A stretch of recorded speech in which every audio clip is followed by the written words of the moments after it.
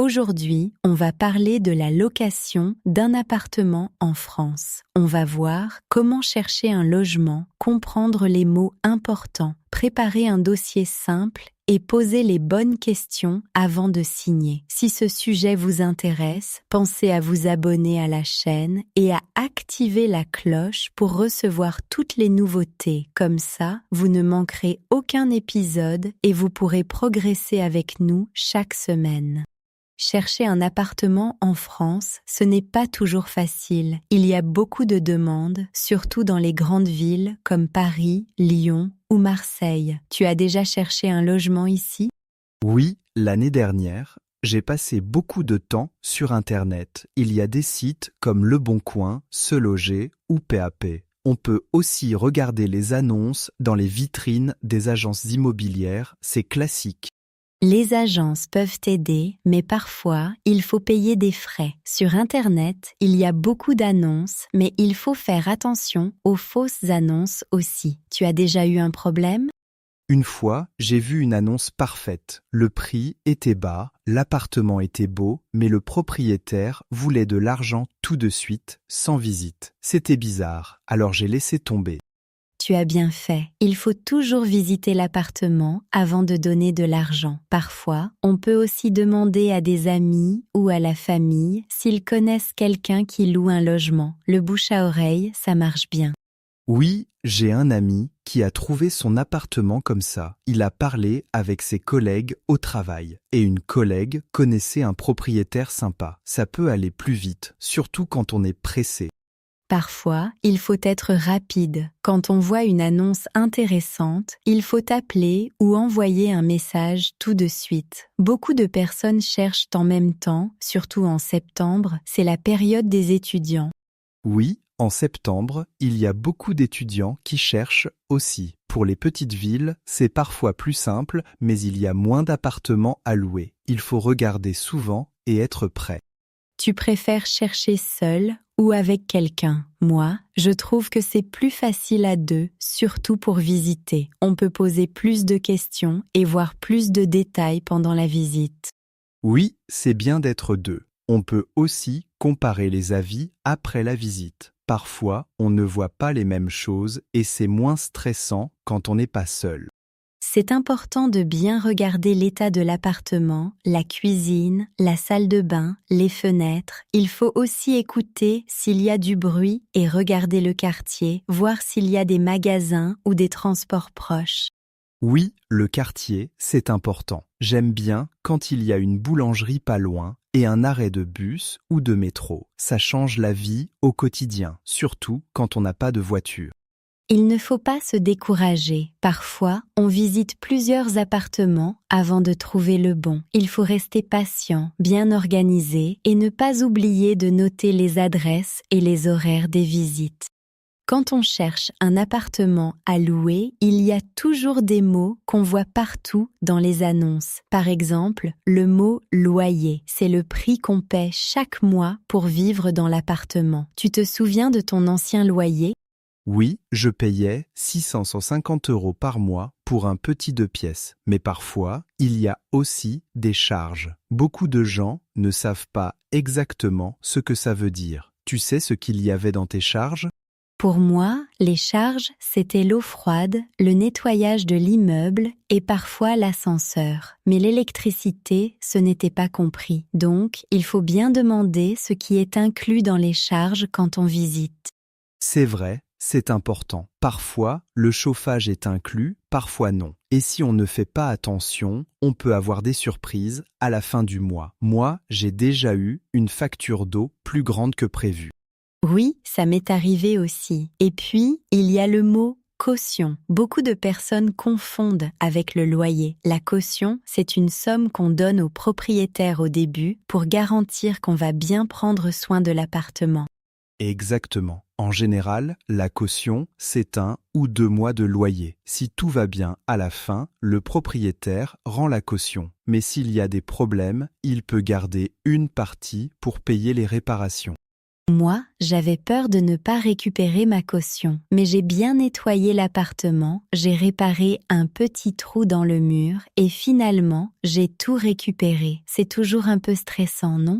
Oui, c'est stressant. Je me souviens que j'ai pris des photos de l'appartement quand je suis parti pour montrer que tout était propre. C'est une bonne idée, surtout si on veut éviter les disputes avec le propriétaire.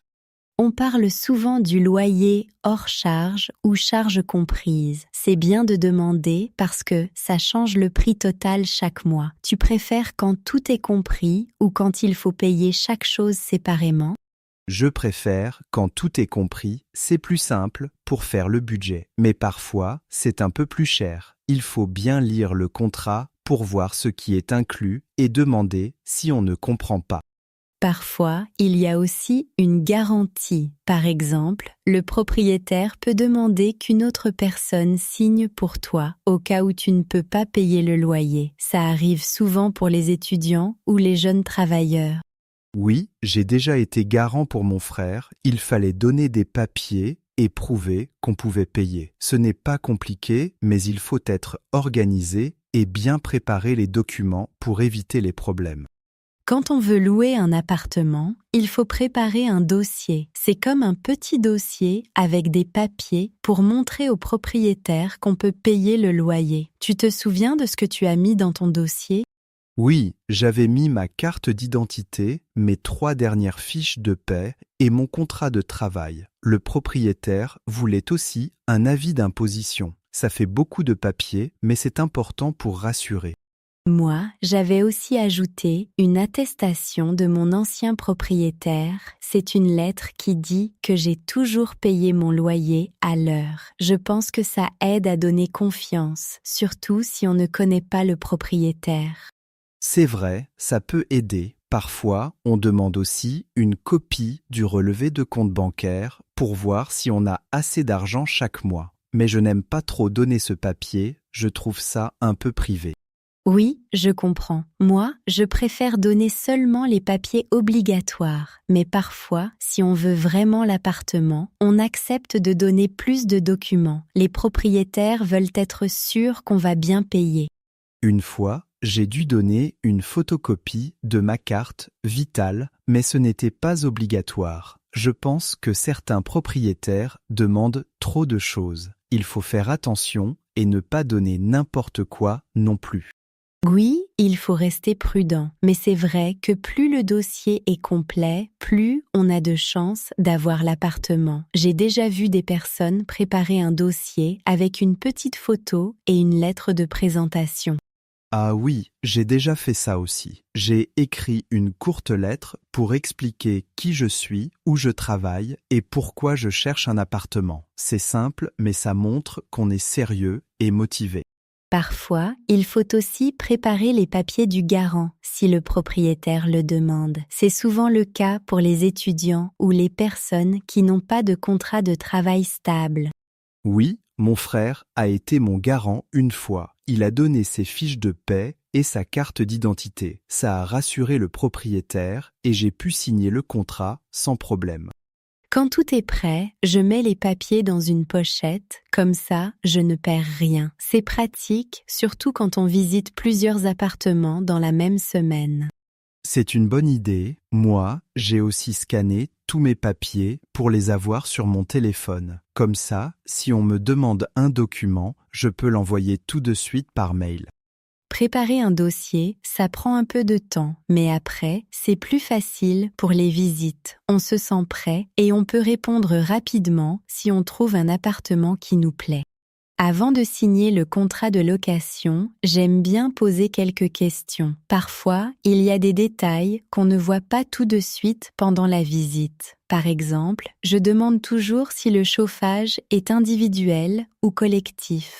Oui, c'est important, parce que ça change le prix à la fin du mois. Moi, je demande aussi si les fenêtres ferment bien, surtout en hiver. Une fois, j'ai eu beaucoup de froid parce que les fenêtres étaient vieilles. C'est vrai, et je demande aussi si le voisinage est calme. J'ai déjà eu un appartement avec beaucoup de bruit le soir et c'était difficile pour dormir. Maintenant, je préfère vérifier avant de signer. Moi, je regarde si la connexion Internet marche bien. Je travaille parfois à la maison, alors c'est important pour moi. Une fois, j'ai visité un appartement sans réseau, c'était compliqué pour le travail. Tu as raison, je pose aussi des questions sur les travaux récents. Parfois, il y a des problèmes avec la plomberie ou l'électricité. Si le propriétaire a fait des réparations, ça me rassure un peu plus. Oui, et je demande si on peut accrocher des tableaux ou changer la couleur des murs. Certains propriétaires ne veulent pas, alors c'est mieux de savoir avant. J'aime bien personnaliser un peu mon espace. Je regarde aussi les charges. Je demande ce qui est inclus exactement, comme l'eau, le chauffage ou le ménage de l'immeuble. Parfois, il y a des surprises si on ne demande pas avant. Une fois, j'ai oublié de demander pour le parking. Après, j'ai dû garer ma voiture très loin tous les jours. Maintenant, je vérifie toujours s'il y a une place ou au moins un endroit pour mon vélo. C'est vrai que ces petits détails changent la vie. Je demande aussi si les animaux sont acceptés, même si je n'en ai pas pour l'instant. On ne sait jamais, ça peut être utile plus tard. Je pose aussi la question sur la durée du préavis. Si je veux partir, je préfère savoir combien de temps avant il faut prévenir le propriétaire. Parfois, c'est 1 ou 3 mois, ça dépend des contrats. Et puis, je regarde bien l'état des murs, du sol et des équipements. Je prends des photos avant de signer, comme ça il n'y a pas de problème plus tard. C'est plus simple si tout est clair dès le début. Je trouve que poser des questions, ça montre qu'on est sérieux. Le propriétaire voit qu'on fait attention et ça peut aider à avoir une bonne relation après. Ça évite aussi les mauvaises surprises.